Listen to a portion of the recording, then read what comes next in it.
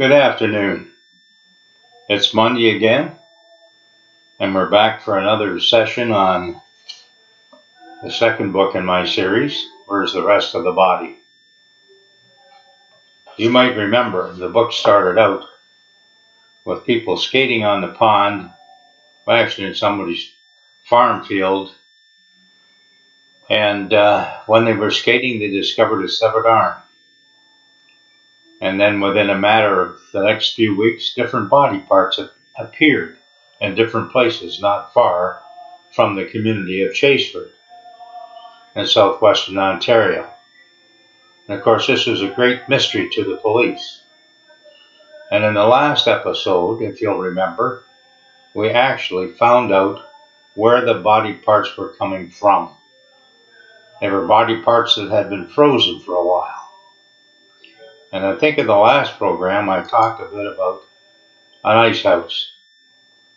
Now, you can see the picture of that ice house, and that's a house where blocks of ice are taken from the river and stored in the farm for the purpose of keeping things cold. We're talking about a time before refrigerators. So an ice house was not that strange or odd or unusual a thing. If you go back 100 years, it was relatively common. And of course, in the cities, there were extremely large ice houses. And those large ice houses where the blocks were kept so that the iceman could drive his truck along the street, jump off the truck, run into the house with his big tongs carrying a block of ice and put it in your ice box. Well, of course, the times have changed a lot, and most of you won't know anything but a refrigerator or a freezer. Well, in the story, as I said, the last episode, we found out that these had been coming from an ice house on a farm. And so part of the mystery had been solved. The part that had been solved is where the parts were coming from. But there's still lots more from the mystery. Why were these people dismembered? Of course, the Chief Petrovic had involved Dr. Whittles, the local doctor and coroner, and he was in contact with the Forensic Society, or new forensic headquarters in Toronto that had been recently set up. And a report came back. And we'll take a look at what happened next. So they had a meeting about a week later, and I've got my book in front of me here, and Dr. Whittles had reported back to Chief Petrovic indicating that that all these parts fit into two bodies. The one body was an older male, and the other body was an older female. That's what close examination of these parts in the forensic laboratory in Toronto told them. And Chief Petrovic, because of his own experiences many years ago, was certain that these were the bodies of Mr. and Mrs. Featherstone who had disappeared. But at that point in history, no one could prove, with the science that was available, no one could prove that these were the bodies of the Featherstones. So the chief was having his meeting, and he was talking about this, and he was saying what he found out. He said, now, the other thing I'd like to recall to your mind is that when I was a young policeman, I visited the site of the Featherstone Fire. And after the events of last week, I'm convinced that that fire was set deliberately so that we wouldn't be aware that it was a crime scene. Now, remember, this was a fire that was set, in the early 1900s. And he said, as you know, Constable Jarvis has been working with me over the past few days going over old records, and we were looking at public complaints prior to and around the time of the fire. And he said, and we found something interesting. On Labor Day, on September the 4th, 1911, there was an incident at the Featherstone farm. the local police had to be called to ask two young gentlemen to leave the property. Now, I was at the Labor Day picnic that day, said Chief Petrovic, who had been a young constable at the time. And when I arrived, the two young Americans were Johnnie Polizzi and Ernie Stanzio. How about that? Remember I told you a couple of sessions ago how pieces of story collide? And that same thing happens in our life. Something that happened at one time suddenly comes back to be important when we haven't thought about it for a long time. And that's what's happening here. These two young Americans had come to visit the farm to talk to Nancy Featherston. That was the daughter. And she was at home from DePaul University. They came to offer to drive her back in her fancy new car. They'd take her back to Chicago so she could continue with her schooling. Mr. Featherstone wasn't pleased, and he said, "Get off the property." He didn't like their tone, didn't like their attitude. He was very suspicious of these young men. He didn't want them there. The result was a lot of shouting and screaming and carrying on. Now, one of the neighbors that was going by in the buggy saw all this and went straight into Chaseford, aka Stratford, and talked to the police. And once the police arrived, the two young fellows got into the vehicle and left. Mr. Featherstone declined to press charges, and that was the end of that. Now, I said that was in September the 4th, Petrovic said. They'd gone back and looked through these records. That was 1911. And he said, let me see, the fire, when was that? October the 3rd. So the fire happened within a month or so of this incident. Maybe there's a connection. Let's see. So, Chief Petrovic then made a call to the Chicago police and found out that Polizzi and Stanzio were a couple of small-time hoodlums. They seemed to have left Chicago during the last month. That's what the Chicago police told Chief Petrovic. They said that evidently they were frightened by Tony Accardio, and that instead of ending up in the bottom of Lake Michigan, they decided to leave the city quickly. Now, he said that Johnnie Polizzi still had some family in Chicago. This was the policeman, and he told me that this guy was a pretty good fellow, and he would go and speak to him and see if he could find out what happened to Johnnie Polizzi, see where he went. So that's what's going to happen. So that meeting ended with them realizing that most likely the two bodies they had found the parts of belonged to Mr. and Mrs. Featherston, and that there might be some connection to these small-time hoodlums who had visited the area several years ago. It'd be 20 years ago, pretty much now. So let's see what happens next. Well, the next thing that happened, and this was almost a week later, because it takes a while for things to unfold, especially in 1933. So what happened is that the chief got a call back from the police lieutenant in Chicago.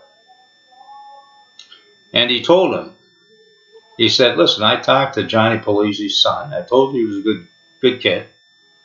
And the young man told him that he had received a letter from his dad saying that if he needed to get in touch with him, he was to send a letter to Bino Stanzio in Hamilton.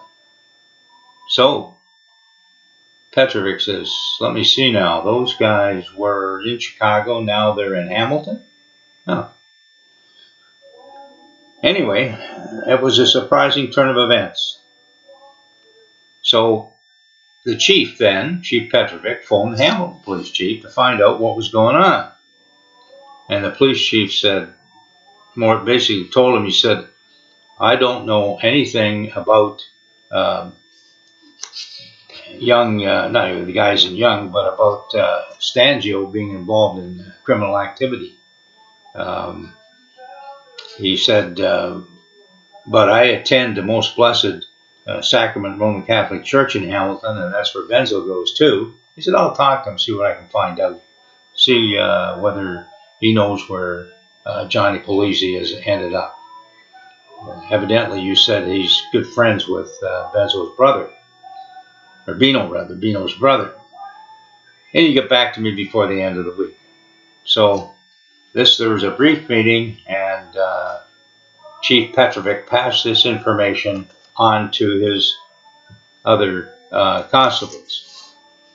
Well, he got a call back that they were in Chicago, so he decided to pay them a visit. So when Chief Petrovic decided to go on this trip to Hamilton to visit them, he decided he would take Constable Herman with him. So the two of them set out to go down to Hamilton. They wanted to interview the two fellows, because after all, that fire had occurred suspiciously soon after they'd been on the property 20 some odd years ago. So he was curious to see what they would know. So Chief O'Donnell, the Hamilton Chief of Police, met them when they got to Hamilton, took them to an interview room and said that Ernie Stanzio and Johnnie Polizzi had arrived, had arrived about 10 minutes ago. And then Petrovic says, I think I'll talk to Johnnie Polizzi first. So, okay, said Chief O'Donnell, I'll get Johnnie and send him your way. Ernie can stay and talk to his brother Bino while you're talking to Johnnie. So in a couple of minutes, Chief O'Donnell returned, and he had a man about 50 years old, who he introduced to Johnnie Polizzi. Polizzi was about 6 foot tall and a bit on the stocky side. He didn't seem to be too alarmed. He seemed to be familiar with the police. How can I help you, gentlemen? He asked.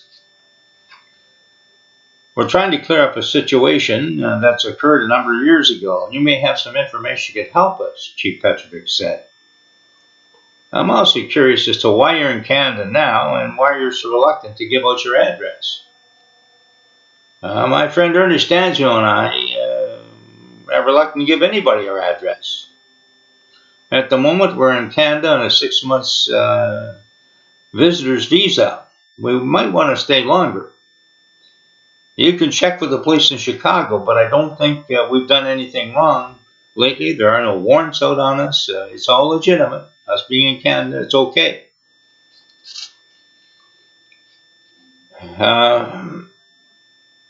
But, it's all about this mob guy, Tony Accardo. We don't know why, but he's taken a dislike to us, and it's much safer for us here in Hamilton, in Ontario, in Canada, than it was back in Chicago. I've read about Mr. Accardo in the newspaper, said Chief Petrovic. So you're probably wise to remain as anonymous as you possibly can. Now I'm going to ask you some questions about an event that happened 20 years ago. And I want you to give me straight answers. Well, I know I was young and foolish, said Johnnie, but I don't remember doing anything that would cause my arrest. I'm not even sure where Chaseford is. Maybe I could help your memory, said Chief Petrovic. Does the name Featherstone ring a bell?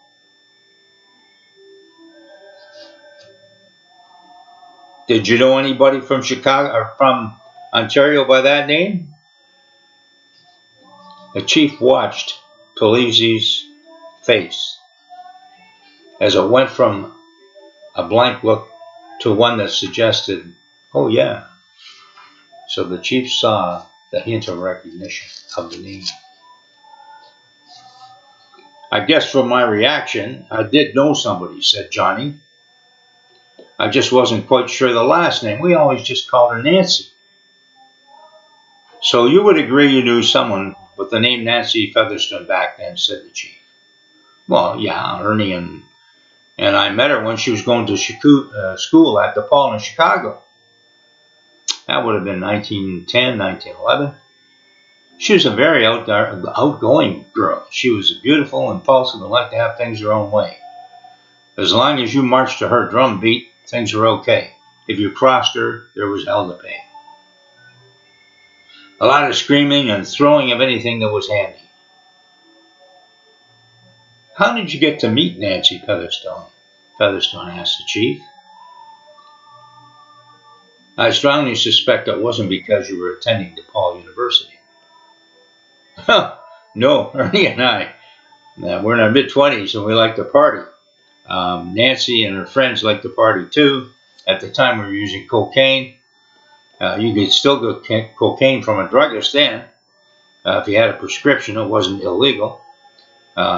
Since one of the druggists had often partied with us, that wasn't a problem. It wasn't illegal, so I don't mind talking about it because there was nothing wrong with what we did at that time. I haven't used it much since. How did you end up at the Featherstone farm in September 1911? Asked Constable Herman. Oh, I got a letter from Nancy, said Polizzi. I doubt I still have it. I would have been tossed long ago, but you can check with Ernie. He knows. He'll remember. She knew I had a new Stanley touring car, and she wanted to ride back to Chicago in it so she could go back to school. She wanted Ernie and me to drive her there, so I had to pick her up at the farm. And, of course, she also wanted some cocaine. She was running alone. It seemed to be scarce and difficult to get in the area where she lived. So, anyway, what happened when you got to the farm? Asked Constable Herman. Well, Nancy blew up. She just went bananas. I don't think anybody knew why. I don't think she knew why. But she just went ballistic. Her mom and dad got upset and told us to leave the property. Before we could leave, the local police appeared and escorted us away. There weren't any charges. I don't know what happened after that. Ernie and I drove back to Chicago minus Nancy and minus the cocaine.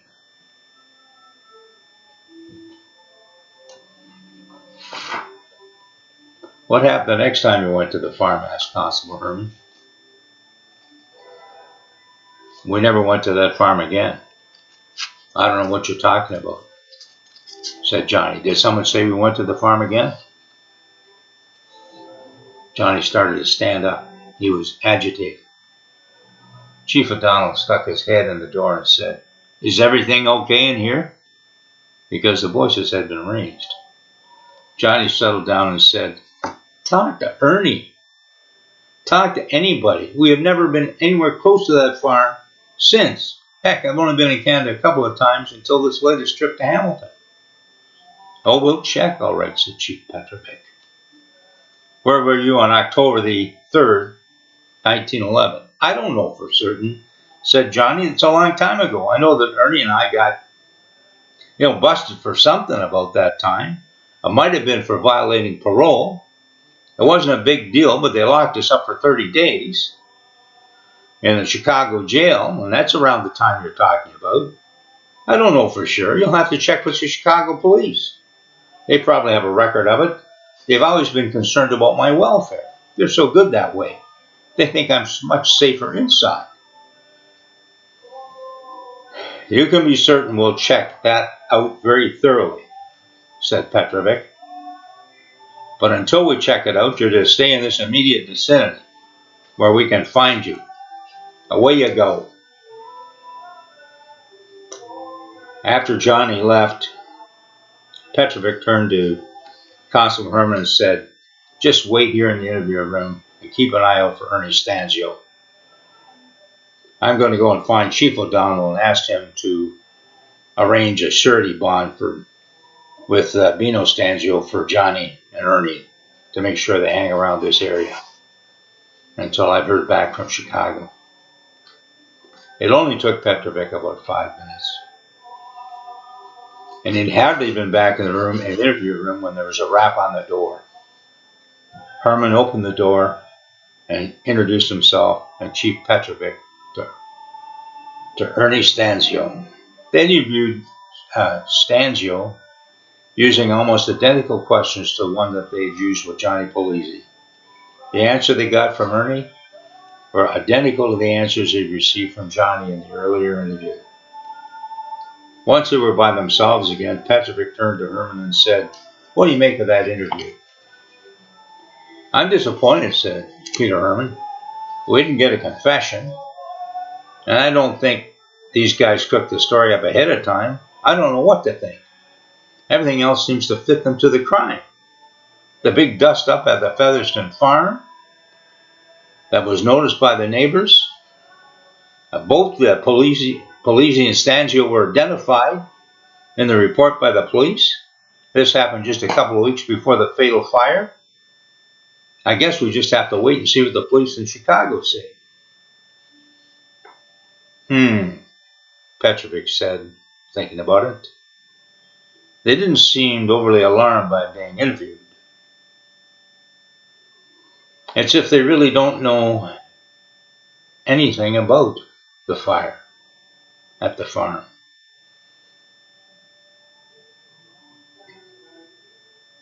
"Excuse me, Peter," Chief said. It's like he had a sudden inspiration. "I need to get a hold of Johnnie or Ernie again before they get out of the building." 5 minutes later, Chief Petrovic was back in the interview room with O'Donnell and Johnnie Polizzi.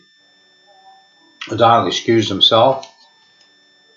What's going on?" said Johnnie. "I answered all the questions as best I could, and now I'm back here."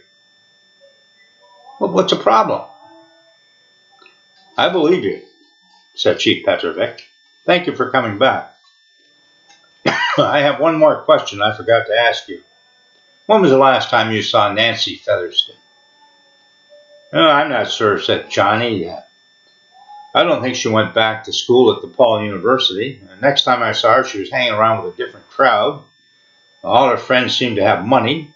She was too good for me and Ernie by then. I saw her 2 or 3 times the next year. And then I remember Ernie and I bumped into her downtown Chicago after New Year's 1912. Did you hear that date? New Year's 1912? Yes. I may have seen her occasionally since then. She never acknowledged me, so I was never 100% certain that's who it was. You know how sometimes you see somebody and you think that's who they are, but then when you take a closer look, it's really not them? You know how that works." Johnnie Polizzi left. Constable Herman sat there with a puzzled look on his face. "Chief," he said, "how did you ever think to ask that question?" "I was just playing a hunch," said Petrovic. "I'm as surprised as you are by the answer Johnnie gave us. Earlier, when we completed the interviews and discussing what we found out, they seemed to fit the crime. But then the word fit bothered me. We were trying to fit them. Maybe they don't fit. Maybe we're making the crime simpler than it really is." "Knowing Nancy Featherstone might still be alive certainly shakes me up," said Constable Herman. He'd noticed the difference in the dates. The fatal fire in 1911 and Polizzi and Stanzio meeting her in 1912. Yeah, right. "It posed another huge question," said Petrovic. "Whose body was found in the fire? It has always been assumed it was the body of Nancy Featherstone."